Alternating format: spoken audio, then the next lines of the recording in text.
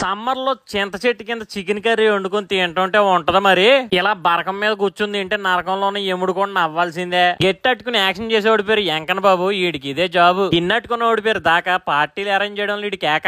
ఈ 43 డిగ్రీల ఎండలో కింద నుండి వచ్చే సేగ, పొయ్యి మీద నుండి వచ్చే పొగ, అబ్బో అద్భుతం, అమోఘం. ఇక పోతే బతుకున్న బోండం కొండ కూడా తినేసే అందగాడు ఆజానుబావుడు మా నరేష్. అమ్మాయిలు బ్లాక్ లిస్ట్ లో వీడు ఉంటాడు ఫస్ట్ లో. కంగారులో ఆకలేస్తుందని పచ్చి లివర్లు తింటున్న పిచ్చి మొహం ఆనంద్. సందీప్ వంగ సినిమా లాగా బోండం కొండ 4 గంటలు ఉడికింది. ఇక పోతే చింత చెట్టు స్పాన్సర్ చేసిన వాళ్ళు చిలింతరావులు పవన్ కుమార్. ఇక పోతే బిర్యానీ ఉండేది సీనిబాబు. ఒకసారి తింటే అంటావు, ఇంకోసారి పెట్రా బాబు. ఏదైనా వనజాంటికి రుచి మరిగిన అనిల్ గడికి వన భోజనాల గురించి ఏం తెలుస్తుందిలే. మహేష్ బాబుని చూసినప్పుడల్లా బాధ అదే, మా వెంకన్న బాబు రమేష్ బాబు ఇంకా రాంచిపురంలోనే మిగిలిపోయారని. అప్పుడు వరకు అంతా బాగుంది. అమ్మ కట్టుపెళ్లి మొక్కమ్మ.